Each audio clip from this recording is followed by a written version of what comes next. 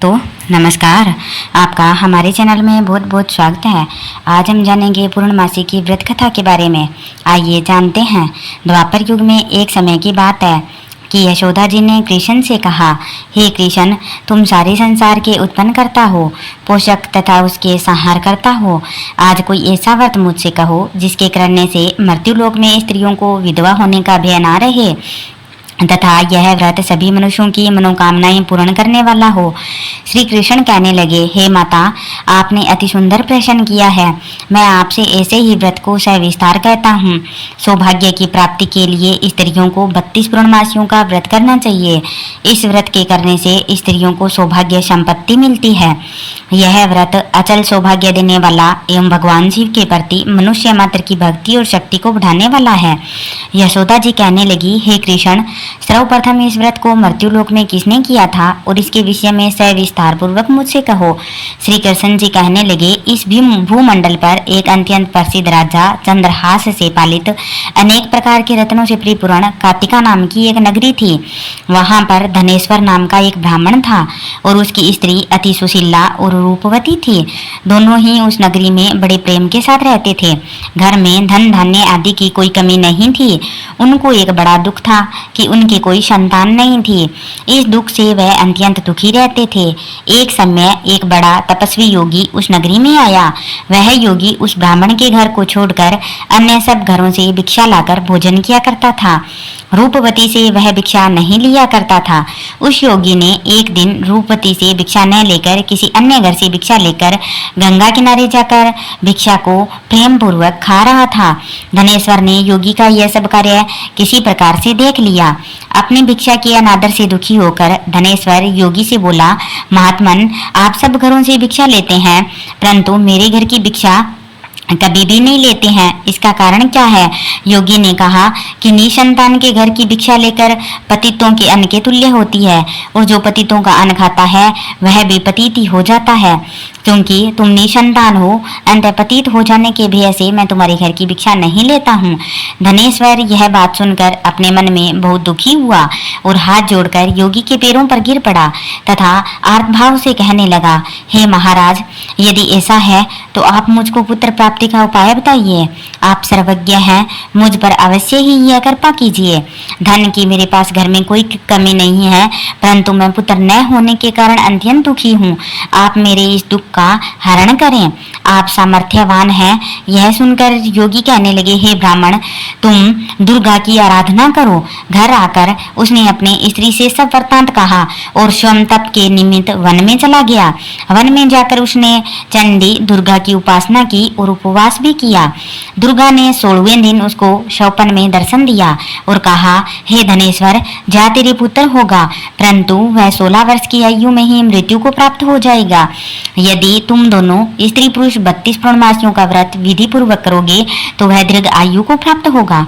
जितनी तुम्हारी सामर्थ्य हो आटे के दिए बनाकर शिव जी का पूजन करना, परंतु पूर्णमासी को 32 जो जानने चाहिए। प्रातःकाल होने पर इस स्थान के समीप ही तुम्हें एक आम का वृक्ष दिखाई देगा। उस पर तुम चढ़कर एक फल तोड़कर शीघ्र अपने घर चले जाना। अपनी स्त्री से सब वृत्तांत कहना। ऋतु स्नान के पश्चात वह स्वच्छ होकर श्री शंकर जी का ध्यान करके उस फल को खा लेगी। तब शंकर भगवान की कृपा से उसको गर्भ हो जाएगा।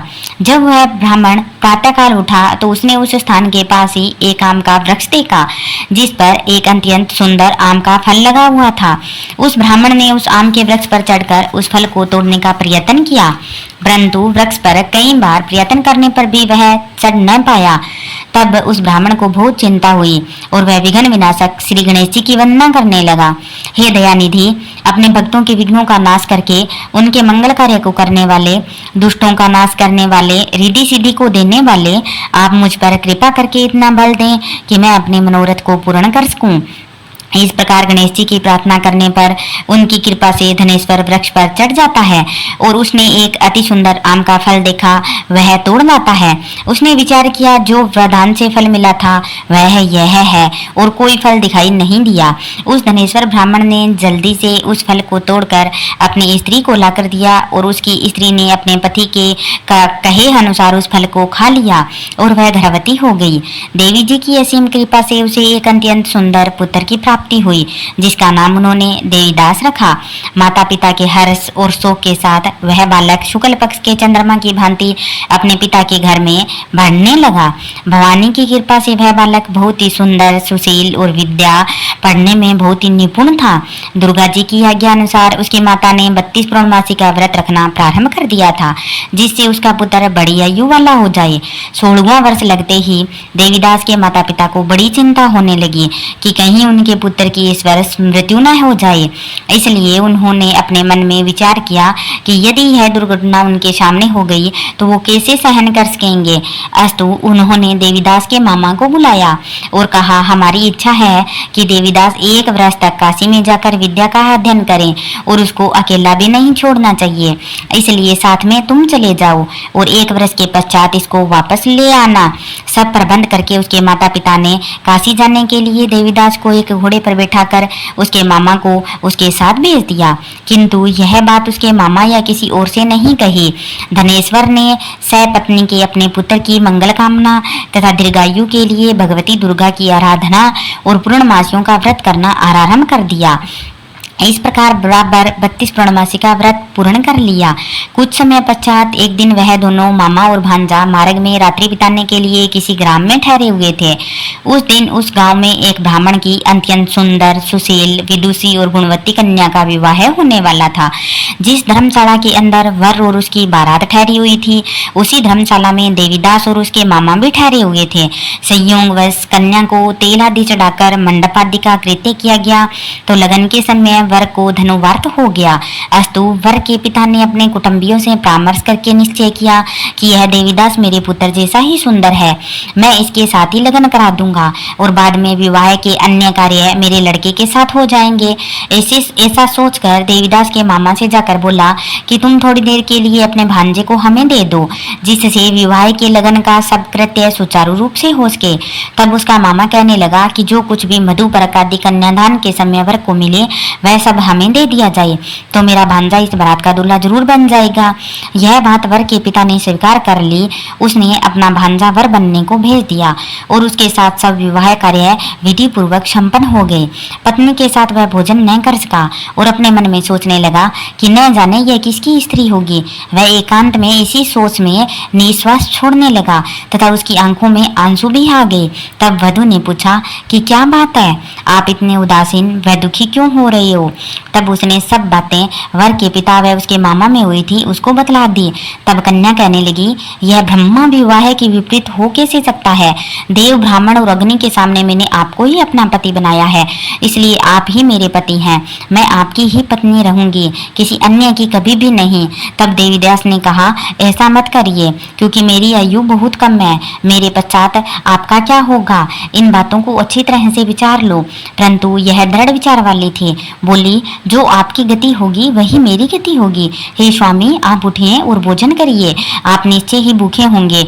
इसके बाद देवीदास और उसकी पत्नी दोनों ने भोजन किया तथा शेष रात्रि सोते रहे। प्रातःकाल देवीदास ने अपनी पत्नी को 3 नगों से जड़ी हुई एक अंगूठी दी, एक रुमाल दिया और बोला, हे प्रिय, इसे लो और संकेत समझकर स्थिरचित हो जाओ।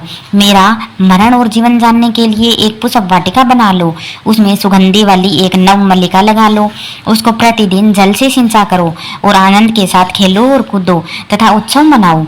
जिस समय और जिस दिन मेरा प्राणांत होगा ये फूल सूख जाएंगे और जब ये फिर हरे हो जाएंगे तो जान लेना कि मैं जीवित हूँ। यह बात निश्चय करके समझ लेना, इसमें कोई संशय नहीं है। यह समझा कर वह चला गया। प्रातःकाल होते ही वहां पर गाजे बाजे बजने लगे और जिस समय विवाह के कार्य समाप्त करने के लिए वर तथा सब बाराती मंडप में आए तो कन्या ने वर को भली प्रकार से देखकर अपने पिता से कहा कि यह मेरा पति नहीं है, मेरा पति तो वही है जिसके साथ रात्रि में मेरा पानी ग्रहण हुआ था, इसके साथ मेरा विवाह नहीं हुआ है। यदि यह वही है तो बताइए कि मैंने इसको क्या दिया था। मधुपर्क और कन्यादान के समय जो मैंने भूषण आभूषण आदि दिए थे उन्हें दिखाए तथा रात में मैंने क्या गुप्त बातें कही थी वह सब सुनाए। पिता ने उसके कथा अनुसार वर को बुलवाया। कन्या की यह सब बातें सुनकर वह कहने लगा, मैं कुछ नहीं जानता हूँ। इसके पश्चात लज्जित होकर वह अपना समूह लेकर चला गया और सारी बारात भी अपमानित होकर वहां से लौट गई। भगवान श्री कृष्ण बोले, हे माता, इस प्रकार देवीदास काशी विद्या अध्ययन के लिए चला गया। जब कुछ समय बीत गया तो काल से प्रेरित होकर एक सर्प रात्रि के समय उसको डसने के लिए वहां पर आया। उस विष धर के प्रभाव से उसके शयन का स्थान चारों ओर से विष की ज्वाला से विषैला हो गया, परंतु व्रतराज के प्रभाव से उसको काट न पाया, क्योंकि पहले ही उसकी माता ने 32 पूर्णिमा का व्रत कर रखा था। इसके बाद मध्याह्न के समय स्वयं काल वहां पर आया और उसके शरीर से उसके प्राणों को निकालने का प्रयत्न करने लगा, जिससे वह मूर्छित होकर पृथ्वी पर गिर पड़ा। भगवान की कृपा से उसी समय पार्वती जी के साथ श्री शंकर जी भी वहां आ गए। उसको मूर्छित दशा में देखकर पार्वती जी ने भगवान शंकर से प्रार्थना की, हे महाराज, इस बालक की माता ने पहले 32 पूर्णिमा का व्रत किया था, जिसके प्रभाव से हे भगवान आप इसको प्राणदान दें। भवानी के कहने पर भक्त वत्सल भगवान श्री शिव जी ने उसको प्राणदान दे दिया। इस व्रत के प्रभाव से काल को भी पीछे हटना पड़ा और देवीदास स्वच्छ होकर बैठ गया। उधर उसकी स्त्री उसके काल की प्रतीक्षा किया करती थी। जब उसने देखा कि उस पुष्प वाटिका में पत्र पुष्प कुछ भी नहीं रहे तो उसको अत्यंत आश्चर्य हुआ, और जब वह वैसे ही हरी भरी हो गई तो वह जान गई कि वह जीवित हो गए हैं। यह देखकर वह बहुत प्रसन्न मन से अपने पिता से कहने लगी, पिताजी, मेरे पति जीवित है, आप उनको ढूंढिए। जब 16वां वर्ष व्यतीत हो गया तो देवीदास भी अपने मामा के साथ काशी से चल दिया। इधर उसे सर्वशुर उसको ढूंढने के लिए अपने घर से जाने ही वाले थे कि वह दोनों मामा भांजा वहां पर आ गए। उसको आया देखकर उसका ससुर बड़ी प्रसन्नता के साथ अपने घर में ले गया। उस समय नगर के निवासी भी वहां इकट्ठा हो गए और सबने निश्चय किया कि अवश्य ही इस बालक के साथ इस कन्या का विवाह हुआ था। उस बालक को जब कन्या ने देखा तो पहचान लिया और कहा कि यह तो वही है जो संकेत करके गया था। तदुपरांत सभी कहने लगी, भला हुआ जो यह आ गया, और सब नगरवासियों ने आनंद मनाया। कुछ दिन बाद देवीदास अपनी पत्नी और मामा के साथ अपने ससुर के घर से बहुत सा उपहार आदि लेकर अपने घर के लिए प्रस्थान किया।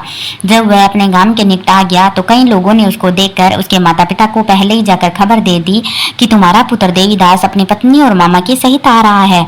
ऐसा समाचार सुनकर पहले तो उन्हें विश्वास ही नहीं हुआ, किंतु जब और लोगों ने भी आकर उनसे यही बात कही और समर्थन किया तो उनको बड़ा आश्चर्य हुआ। लेकिन थोड़ी देर में देवीदास ने आकर अपने माता पिता के चरणों में अपना सिर रखकर प्रणाम किया और उसकी पत्नी ने अपने सास ससुर के चरणों को स्पर्श किया तो माता पिता ने अपने पुत्र और पुत्रवधू को अपने हृदय से लगा लिया और दोनों की आंखों में प्रेम के अश्रु बहने लगे। अपने पुत्र और पुत्रवधू के आने की खुशी में धनेश्वर ने बड़ा भारी उत्सव किया और ब्राह्मणों को भी बहुत सा दान और दक्षिणा देकर प्रसन्न किया। श्री कृष्ण जी कहने लगे, इस प्रकार धनेश्वर 32 पूर्णिमाओं के व्रत के प्रभाव से पुत्रवान हो गया। जो भी स्त्रियां इस व्रत को करती है वे जन्म जन्मांतर में वैधव्य का दुख नहीं भोगती है और सदैव सौभाग्यवती रहती है। यह मेरा वचन है, इसमें कोई संदेह नहीं है। यह व्रत पुत्र पुत्रों को देने वाला तथा संपूर्ण मनोकामनाओं को पूर्ण करने वाला है। 32 पूर्णिमाओं के व्रत करने से व्रती की सब इच्छाएं भगवान शिव जी की कृपा से पूर्ण हो जाती है। इस प्रकार इस कथा का यहीं पर समापन होता है। अगर आपको हमारी कहानी अच्छी लगी हो तो प्लीज लाइक करें और चैनल को सब्सक्राइब अवश्य ही करिएगा। अगर कोई गलती हो तो क्षमा कीजिएगा। बहुत बहुत धन्यवाद।